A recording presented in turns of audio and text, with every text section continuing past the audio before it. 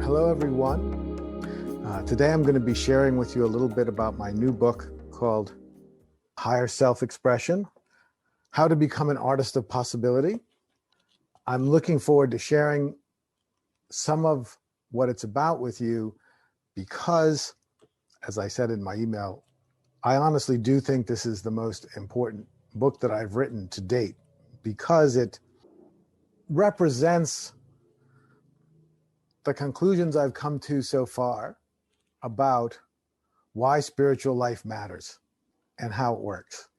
And I think it's quite different than a lot of things I've written, although many of the ideas in here, you have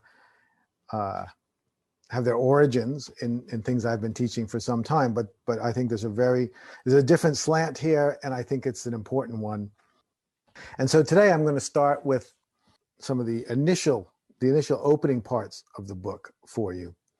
And essentially, the big insight that I want people to get in the beginning part of the book, and then what the whole book will be about, is that genius arrives to us in energetic bursts of novelty and insight. What we call genius, what people have called genius, are these somewhat inexplicable moments of brilliant clarity that just appear at certain points. Nobody feels that they can manufacture genius. You can't deduce genius because it's new, it's novel. That's what makes it genius. But it does appear that some people have greater access to genius than others. And so the reason why I wrote this book, the reason why I think it's so important is because my orientation toward spirituality has always been incarnational. So I know that many of you know me already. For those of you who don't, I dedicated my life a long time ago exclusively to spiritual pursuits. For 20 years, living in a kind of modern spiritual practice community where I could do practice to my heart's content. And it was in that context that I first started teaching meditation. And when that community disbanded, I continued on, both in my own ongoing explorations of spirit and also with my teaching work, teaching meditation, teaching spiritual awakening, teaching mystical philosophy, and writing a lot. And writing more and more, and always wanting to find clearer and clearer ways of expressing what I was discovering in the hopes that it will benefit many people.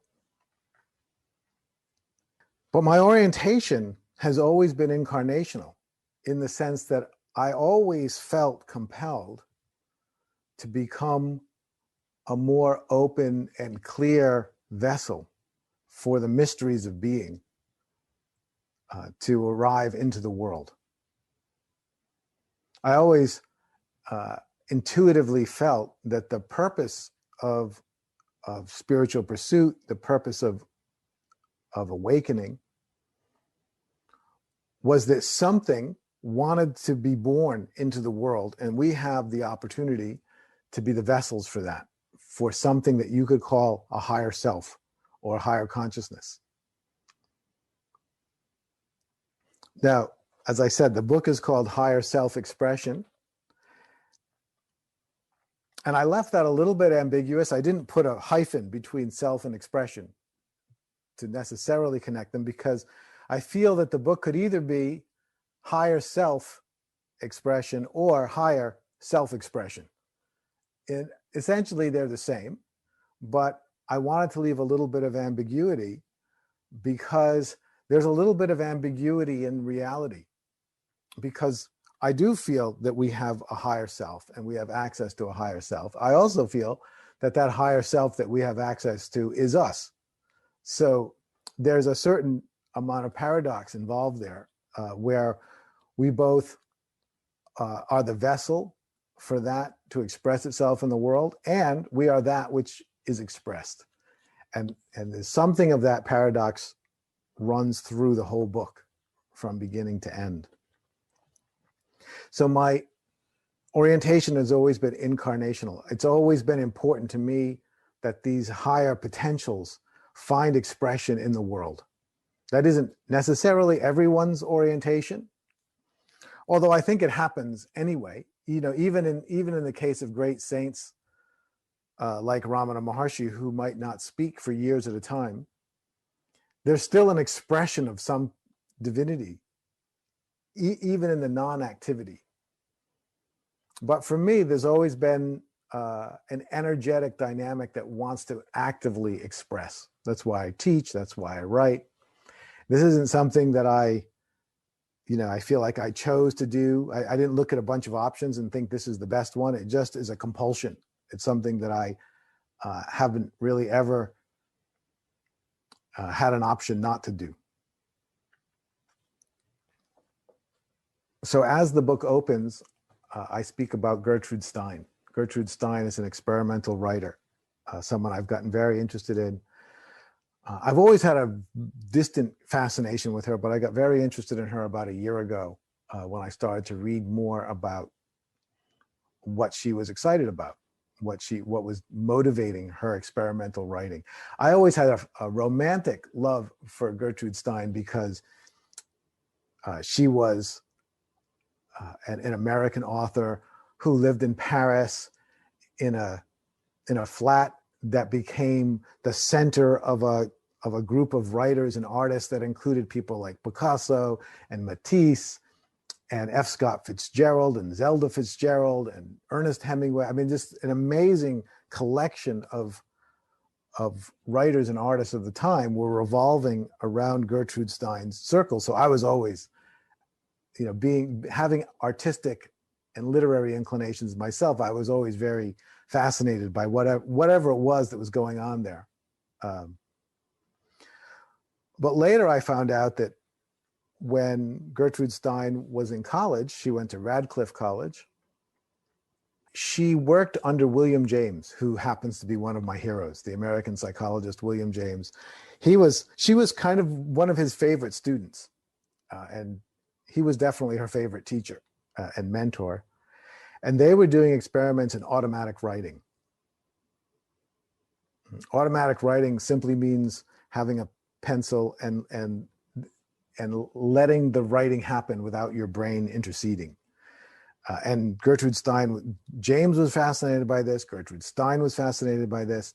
And she did lots of experiments where she was doing the automatic writing. And she claimed, and I have no reason to disbelieve her, that she got so good at automatic writing that she could literally watch her hand write things and have no idea what was going to come out until she saw it on the paper.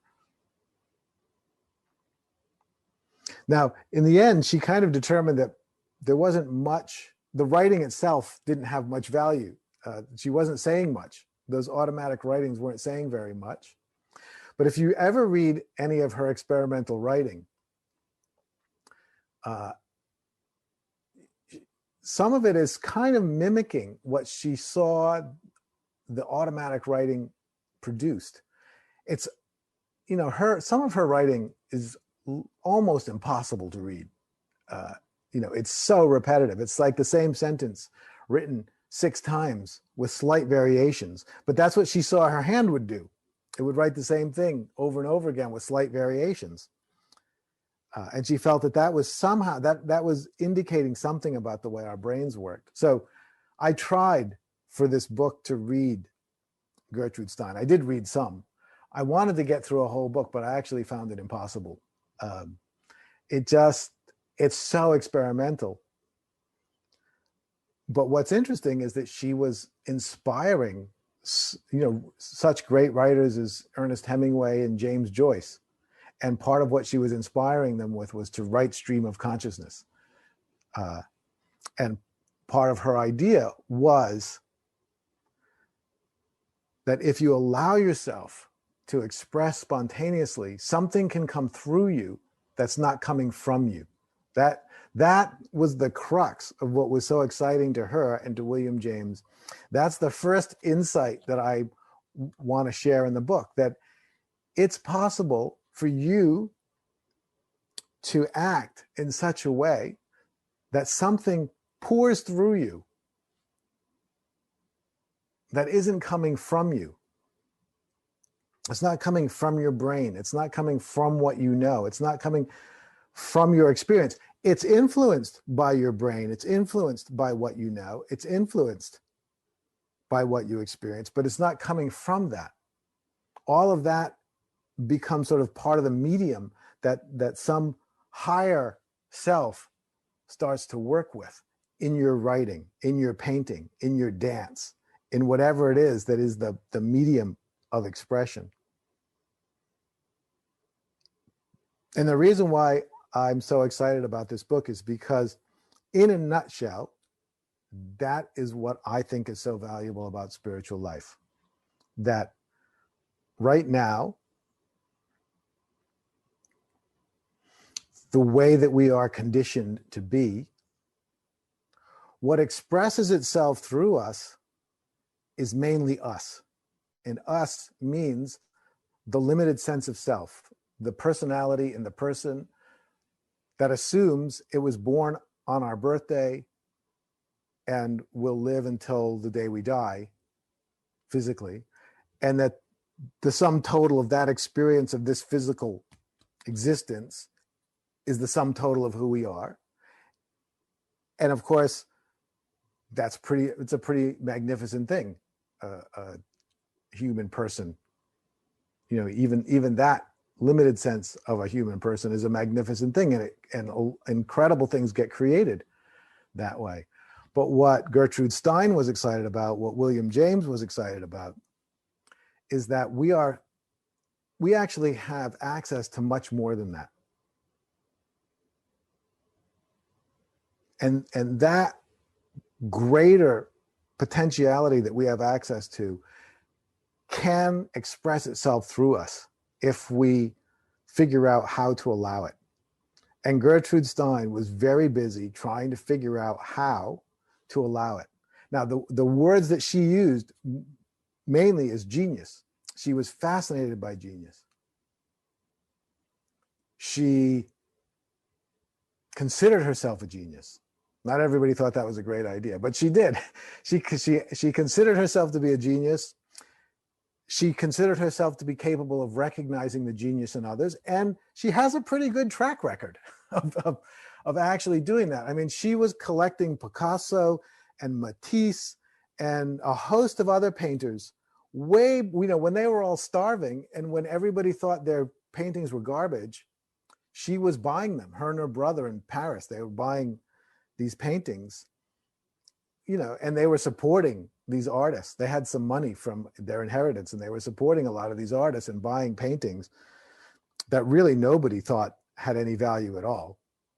And she was convinced that there was real genius in them. And lo and behold, that's how it turned out. So there's some evidence that her self-assessment of being a genius and being able to recognize genius was actually true.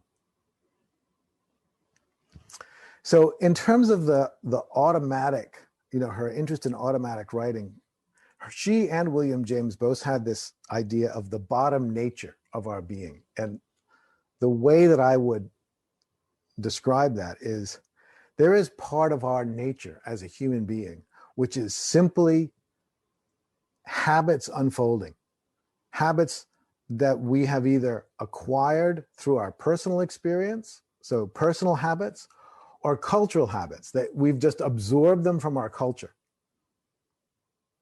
And those habits just enact themselves over and over and over again. And those of us who meditate will see, when you sit in meditation,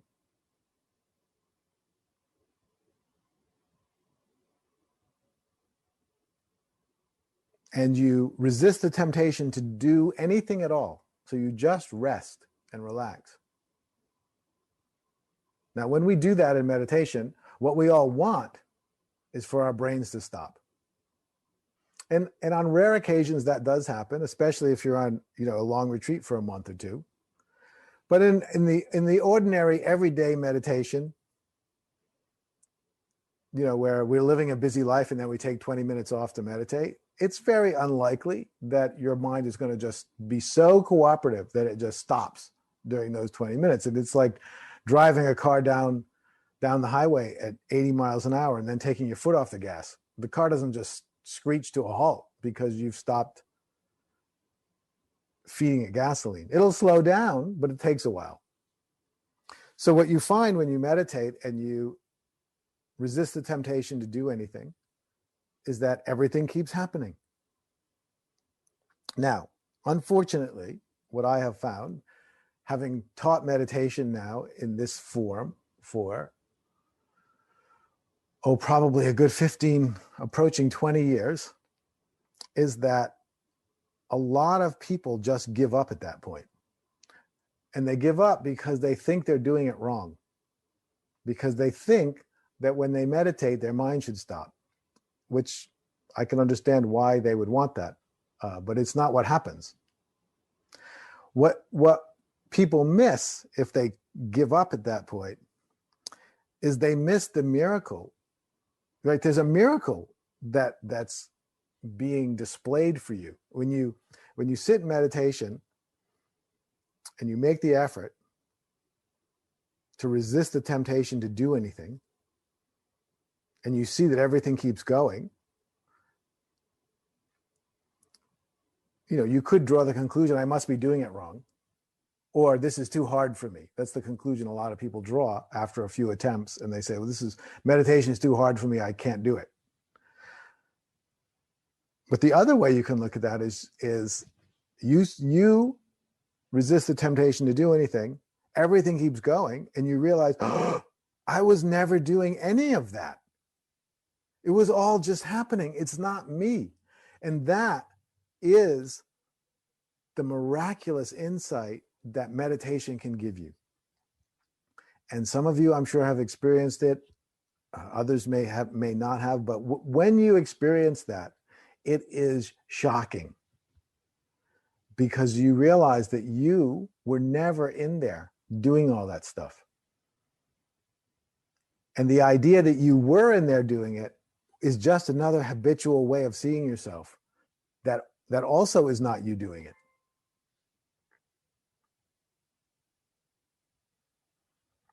And so William James, as a psychologist, and then his student, Gertrude Stein, realized that, as William James said it, 99% of who we are, and then he said, well, maybe 999,000th of who we are is just unfolding habits. That's all it is. It's just habits unfolding. The vast majority of what we are, of what we see, of what we experience, of what our life is, of who we think, who we are, is just unfolding habits, personal habits and cultural habits, just going and going and going.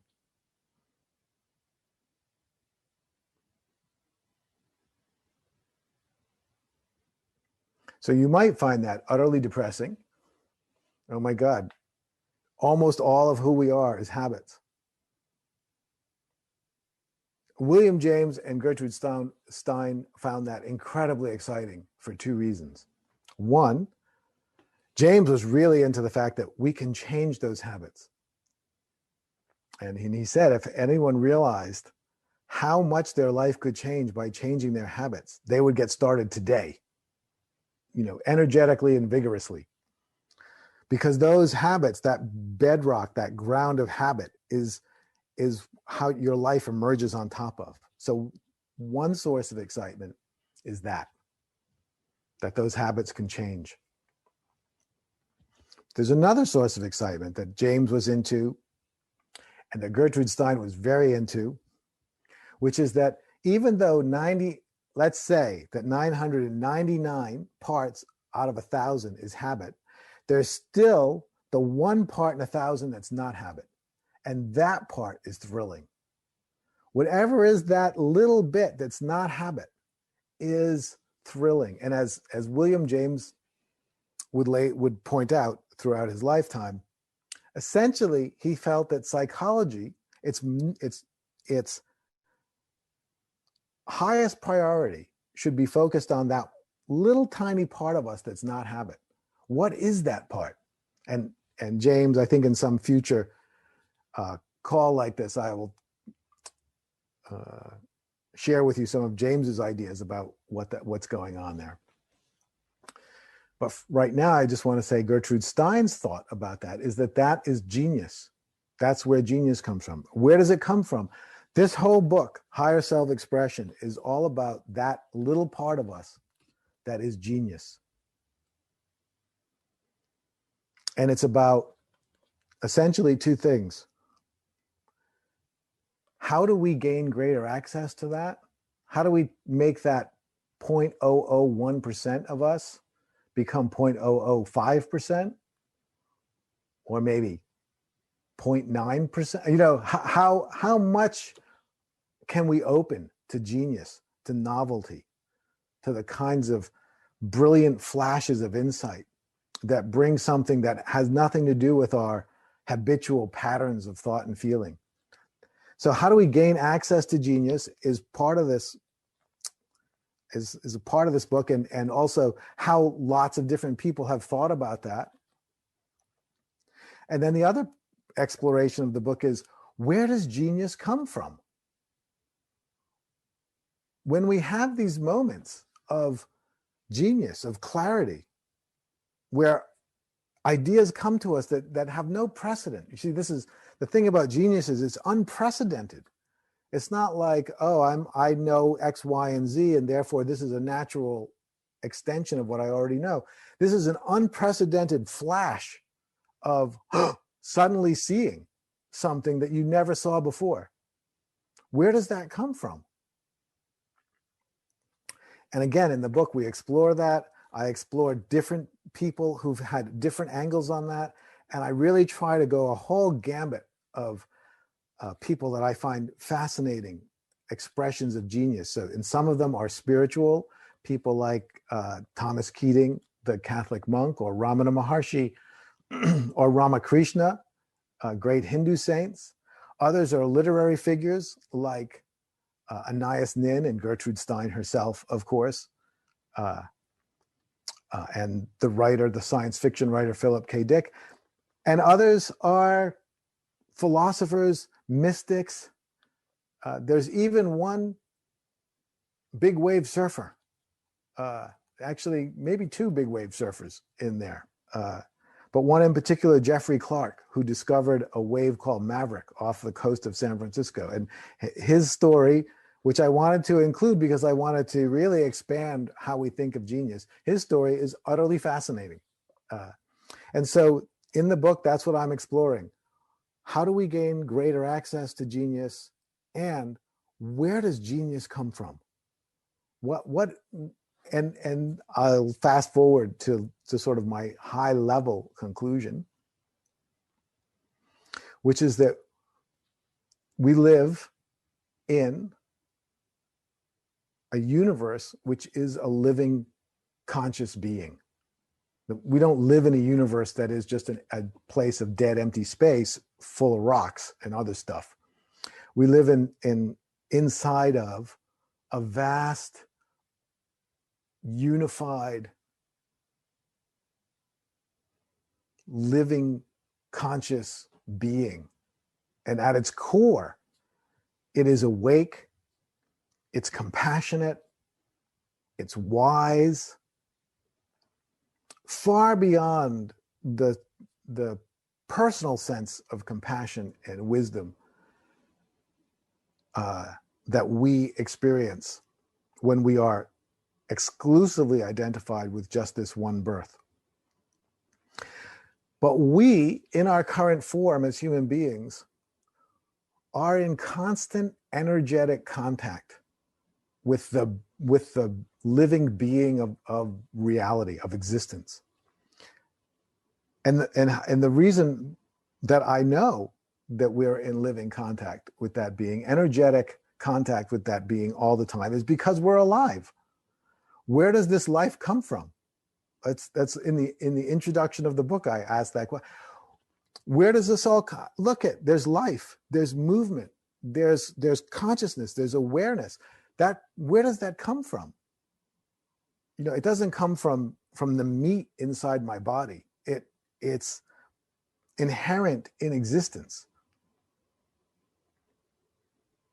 And so we're in constant energetic contact. And yet there are moments, for various reasons, when that channel opens and we get some flash of insight. That's what we call spiritual realization. Suddenly, bam, we get hit.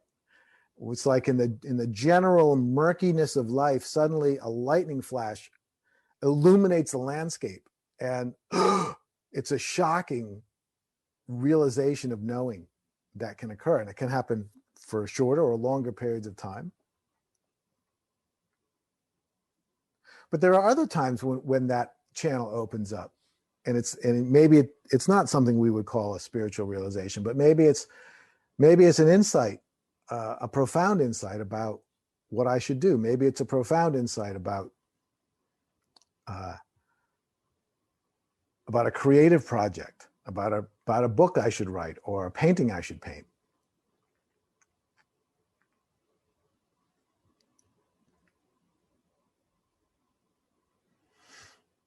So I want to connect this to this idea of habit and the excitement that Gertrude Stein was feeling. In the book, I talk about John Dewey, another philosopher, a friend of our colleague of William James's, but younger. And John Dewey shares the same basic idea, that we are the unfolding of habit. And we can see this in our own life very easily. You know, we wake up every morning, we take a shower, we get dressed, have breakfast, walk out the door. We don't really remember doing any of it. It all just happens. It's all just the unfolding of habits. And we've all had the experience of going through our morning routine in our normal unconscious way. And suddenly, you know, we go to walk out the door and realize we don't have our keys. And when we recognize that we don't have our keys and our habitual pattern of being is disruptive, suddenly there's a little bit of a burst of consciousness. I have to find my keys. And now I have to break out of my habit pattern in order to consciously search for the keys. But then once I find the keys, I slide right back into my habits. I go back into the car, turn on the key, drive to work, don't remember any of it. So the way Dewey talked about that, and what I find fascinating about that, is that genius, what Gertrude Stein would call genius, Dewey called the energetic impulse of consciousness. That is what life uses when her harmonious patterns of being are disrupted. You see, as long as everything's moving smoothly, life doesn't bother with too much consciousness. It's not necessary. Everything's going smoothly. And consciousness is expensive. It takes an enormous amount of energy. We all know our brains take up an enormous amount of our actual physical energy. Being conscious and being awake is expensive energetically. And so nature seems to want mainly for us to act out of habit. But then in the course of life, sometimes habits get disrupted, in which case she zaps you with higher consciousness, with knowingness. And sometimes habits don't get disrupted, but they end up becoming dysfunctional for some reason. Circumstances change and the old habits don't work anymore. So this is what Gertrude Stein was trying to do in her automatic writing. She was trying to write, and this is why it's so hard to read her stuff. It's not because she's a bad writer. I mean, she was an incredibly accomplished, brilliant writer, but she was trying to write in a way that you couldn't go unconscious reading. That was her whole point, because she thought, well, now it's very interesting, because usually when writers are writing fiction for entertainment, for instance, they want to keep the writing as smooth as possible so that you can become unconscious, so that you can forget that you're reading and you can just get lost in the story. And the idea of good writing is that the writing will never get in the way. It won't become so disruptive that it pops you out of the story. Gertrude Stein was trying to do exactly the opposite. She was writing in a way that would never let you get into the story. It would never let you go unconscious, because you had to keep reading the same line over and over again with slight variations. You had to live through the sort of mild distress of wondering what the heck she was doing and why and if she had actually anything to say. But that wasn't her point. Her whole point, and she was such a central figure of the avant-garde movement in Paris in the early 1900s. Her whole point was, and the whole point of that movement was, and something that I think we can all relate to, is the habit patterns of our culture and our society need to be changed. Now, she may have had different reasons for believing that at the time than we have now. She wasn't facing climate change, for instance, but she realized that the habit patterns, the materialism of our culture, the narcissism of Western culture, that these things needed to, the lack of what she saw as a lack of depth, a lack of real care for finer, higher things in life, that this needed to change. And the only thing that could change it would be these bursts of genius, because nothing in the system can change the system, because it's all part of the system. That was the problem. No matter how much you might want to change the system from the inside, it won't ultimately work unless there's access to something beyond. There has to be something outside that can add novelty. Otherwise, your best efforts at change over time will reveal themselves to be just a variation of the same. And so when she was writing, when Picasso was painting, when the various people around her were creating art, part of what was motivating them was wanting to create art that would be positively disruptive to people's patterns of perception, so that it would wake them up, as Dewey would say, so that it would stop the habitual flow of assuming you always know what's going on and just moving from one moment to the next. And that stopping, that little gap where you get, oh, what's going on here? Why does this painting look like this? Why is she writing like this? That little gap that gets created when your flow gets disruptive is a gap where genius can come in, where insight can enter your being.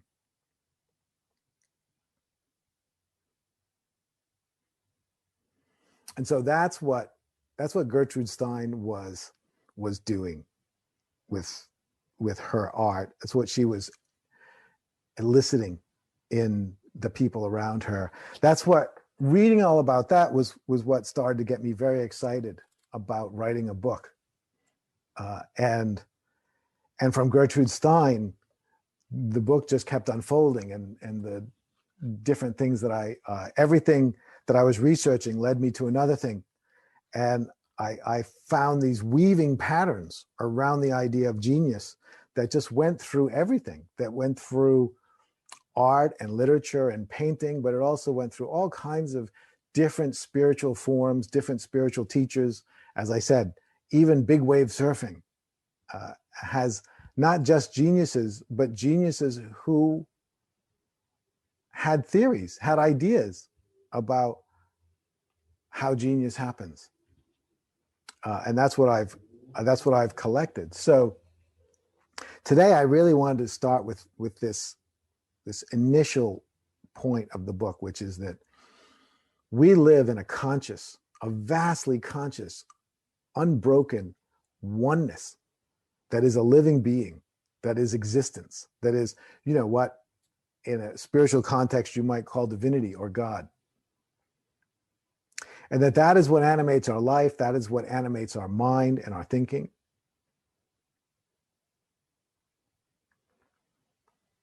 But that it's often satisfied with harmonious flow. But in instances where that harmony is disruptive, it will inject consciousness. And so, like Gertrude Stein, I feel like we need, society needs, humanity needs, this planet needs some bigger injections of consciousness. And, the planet knows this too. So from one point of view, the planet is going to disrupt our habits. COVID-19, for instance, is a massive disruption of habit. And it is, and it will potentially awaken us to novel ideas. But through our spiritual pursuits, through our artistic pursuits, we can become more open to genius. We can become vessels that are more receptive, more available. And that's what I feel the whole point of spiritual life is.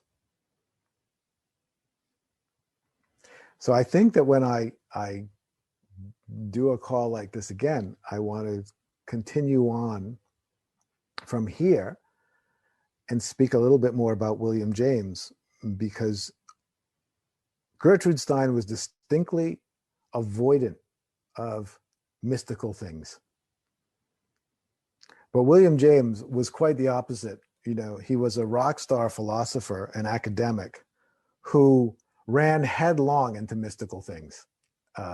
And he was famous enough and popular enough that he could do it and not get fired.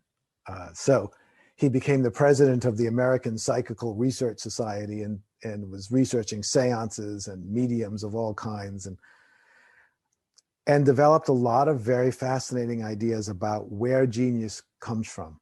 Gertrude Stein she doesn't really go in that direction. She doesn't go in the direction of where does genius come from. She mostly speaks about how we can positively disrupt our habits so that we have greater access to genius. But William James is fascinated by where genius comes from. What is it that is expressing itself through us in these moments of genius? Where is this wisdom and compassion and higher consciousness coming from? I will end with that. In the meantime, please do read the book. And if you do, I would love to hear from you. So I'm always available. You can always contact me by email. I'd love to hear what you think as you read through it. And it's been absolutely wonderful to share with you. So